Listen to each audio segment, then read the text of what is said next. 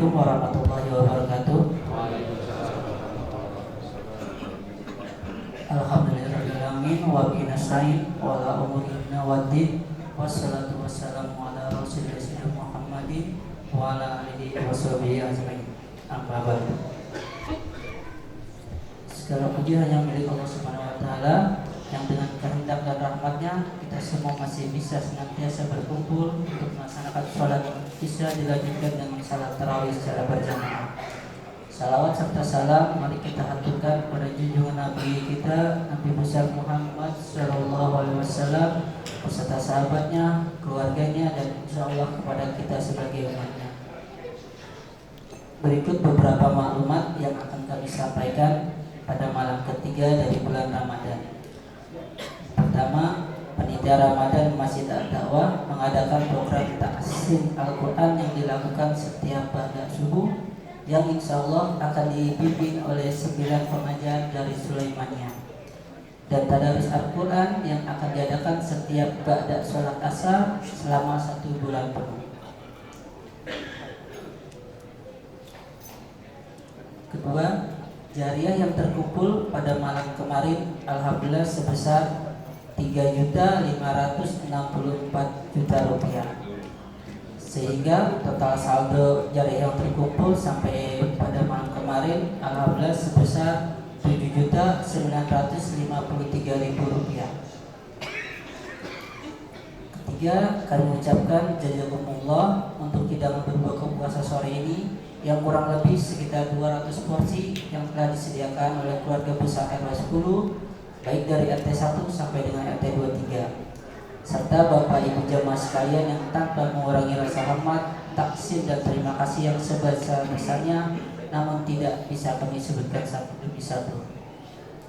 Keempat, panitia masih membuka kesempatan kepada jamaah untuk menyumbangkan dana untuk mendukung kegiatan Ramadan Masjid Ad-Da'wah yang dianggarkan membutuhkan dana kurang lebih sebesar 274.200.000 rupiah yang akan digunakan untuk seluruh kegiatan operasional selama Ramadan dan pembelian makanan dengan paket sebesar 20.000 rupiah per porsi untuk dibagikan saat takjil. Kelima, mari kita bacakan umul kita doakan semoga pemberi hidangan berbuka puasa, infak dan sedekah diberikan imbalan pahala yang berlipat ganda oleh Allah Subhanahu wa taala. Al-Fatihah.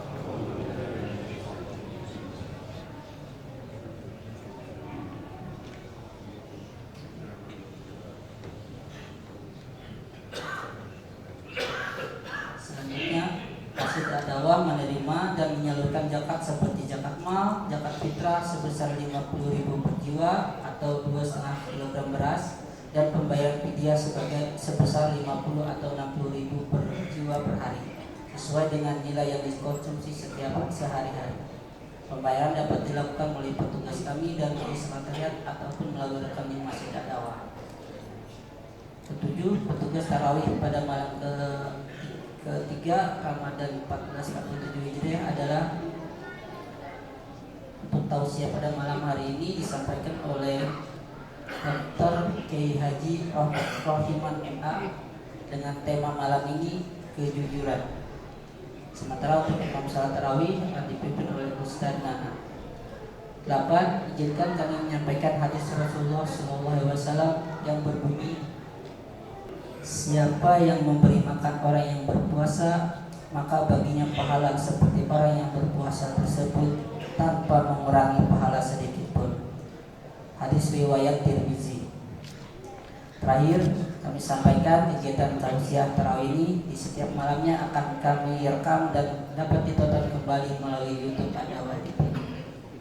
Demikian maklumat ini kami sampaikan. Semoga Allah Subhanahu wa taala senantiasa melimpahkan karunia dan rahmatnya kepada kita semua. Amin amin ya rabbal alamin. Assalamualaikum warahmatullahi wabarakatuh.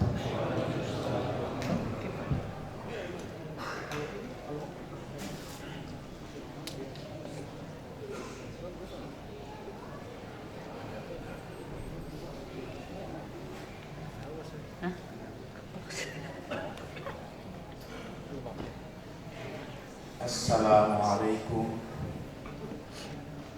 warahmatullahi wabarakatuh.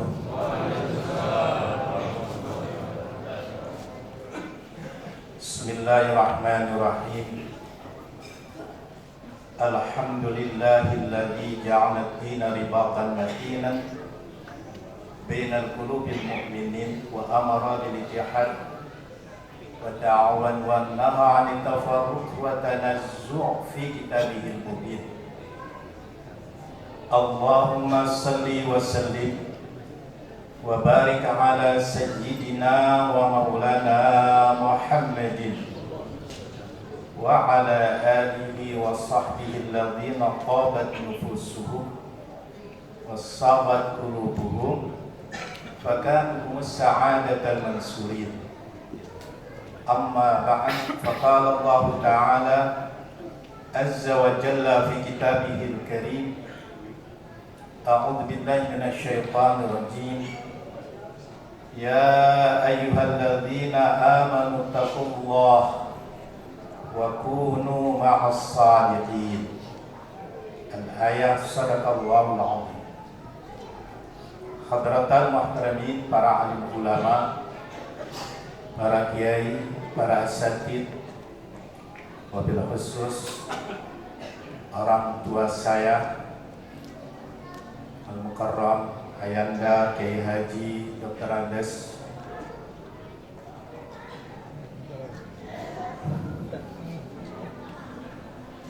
Endang Mukhtar.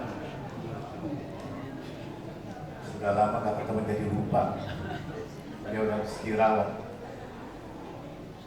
Para asatid, para kiai, segenap pengurus Masjid Jami Ad-Da'wah, bapak-bapak, ibu-ibu, hadirin hadirat jamaah yang mudah-mudahan di waktu malam ini dan seterusnya diberikan sehat walafiat, diberikan panjang umur, sukses selalu dalam meraih rezeki yang halal, terhindar dari segala macam musibah, dirahmati dan dimuliakan oleh Allah Subhanahu wa ta'ala.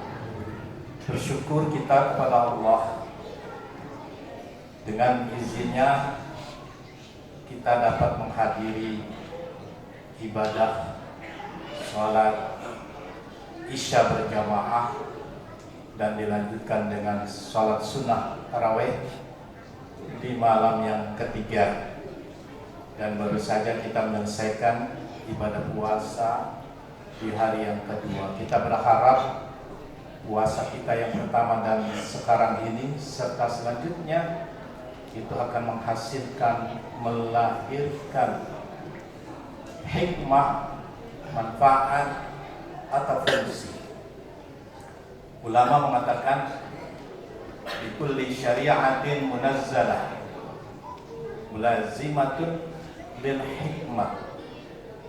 Kata ulama, setiap syariat diturunkan oleh Allah, disampaikan kepada Kanjeng Nabi Muhammad sallallahu alaihi wasallam kepada umat, itu terkait dengan hikmah, ada fungsi, ada manfaat. Pun demikian puasa kita ini ada manfaatnya, minimal memperbaiki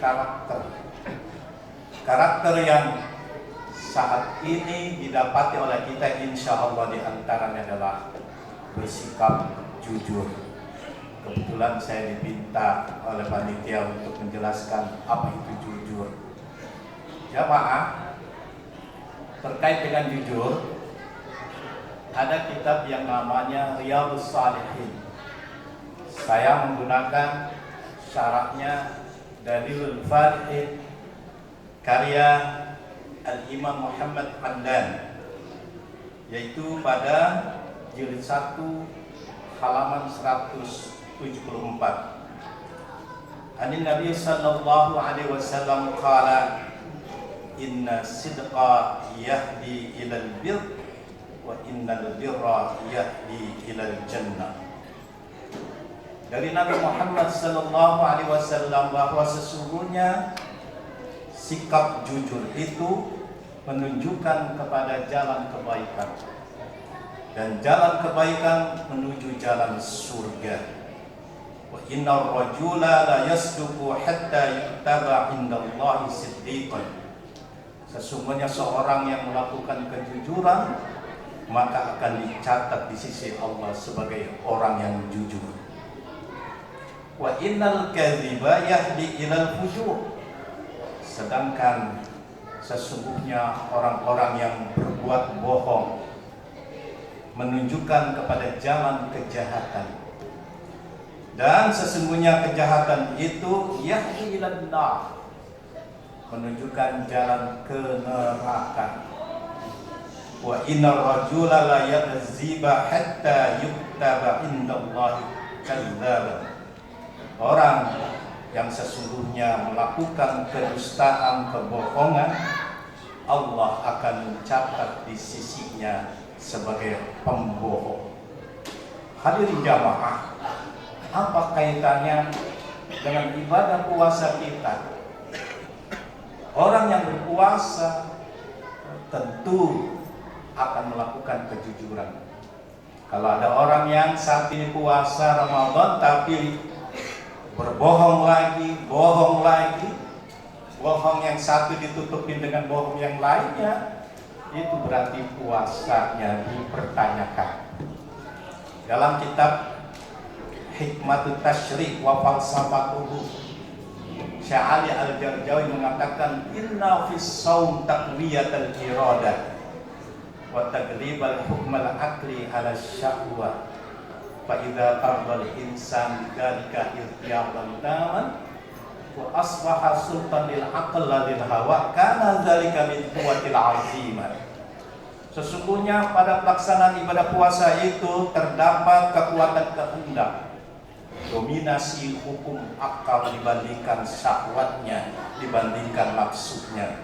Manakala manusia melakukan dengan penuh sukacita melakukan ibadah puasa tanpa ada unsur paksaan, berarti dia telah mendapatkan kekuatan kehendak, tekad yang bulat. Hadirin jamaah, tekad yang bulat ini sama saja adalah integritas atau kejujuran. Kalau kita lihat kembali hadis dalam Riyadhus Shalihin ini, ada dua variabel Nabi bicara. Yang pertama mengenai jujur, yang kedua mengenai dusta. Artinya gini, lawannya jujur adalah bohong. Jujur ini adalah moralitas yang mendasar, sesuainya hati dengan ucapan, sesuainya hati dengan tindakan, sesuainya hati dengan perilaku. Karena itu Ibnu Qayyim mengatakan jujur itu tiga: jujur di dalam hati, jujur dalam ucapan, jujur juga dalam tindakan. Kadang-kadang kita ditanya oleh orang, setuju nggak kalau dia jadi pemimpin?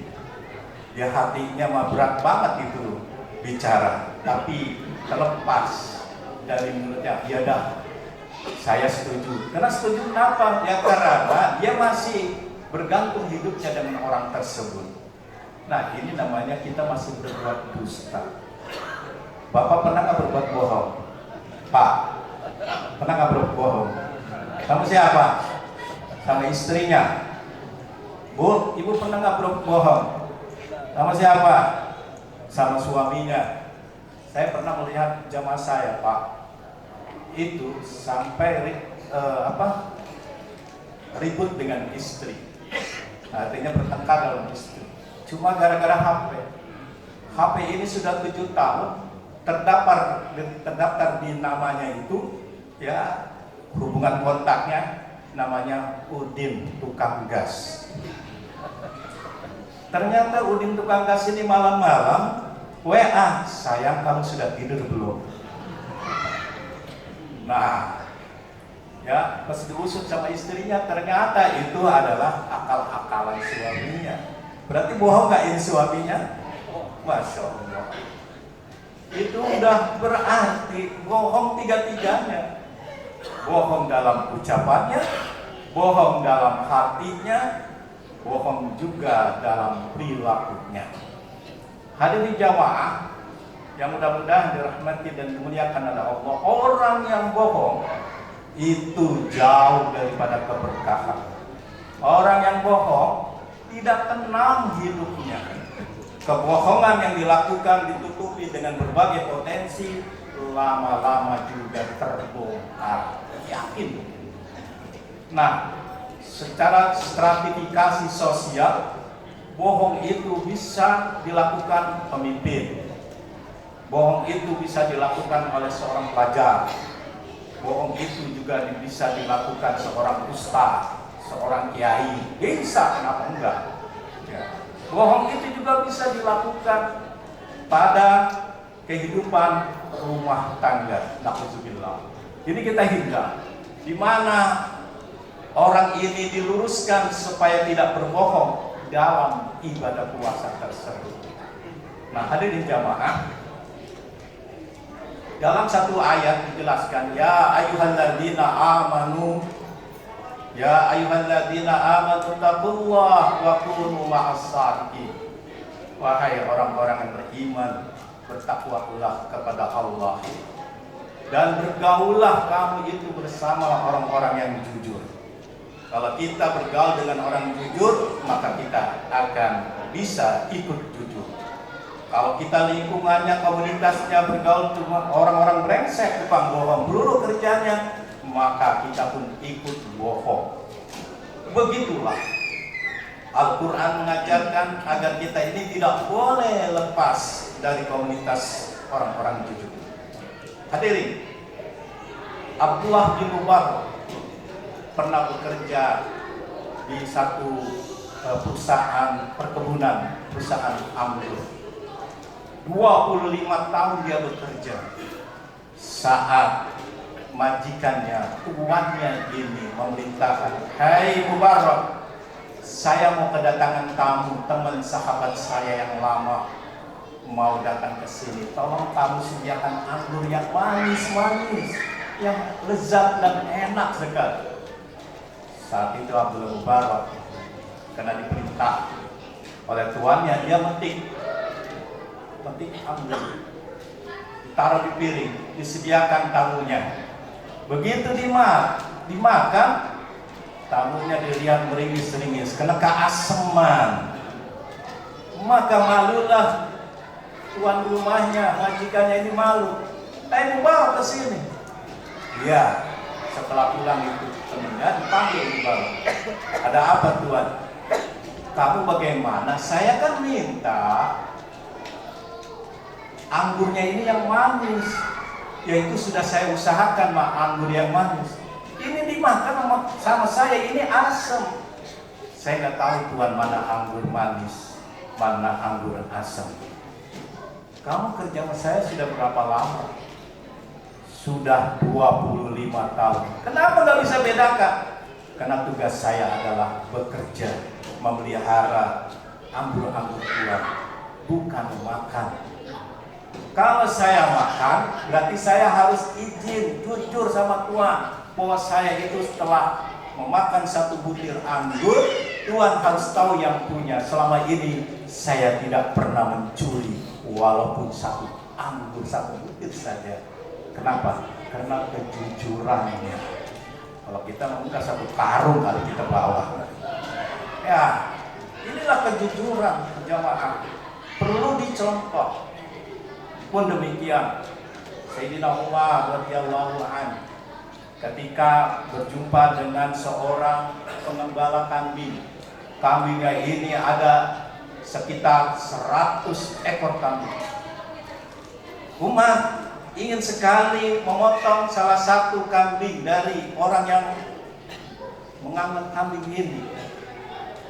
Ya, wahai tuan, saya beli ya 1 ekor kambing untuk keperluan saya bersama sahabat-sahabat saya.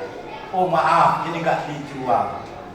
Kalau saya ketahuan nanti saya akan dipecat oleh tuan saya. Bilang aja kambingnya diterkam sama serigala, selesaikan kamu dapat uang dari saya. Nggak bisa Umar. Anda ini adalah seorang khalifah, harus mengajarkan saya kejujuran.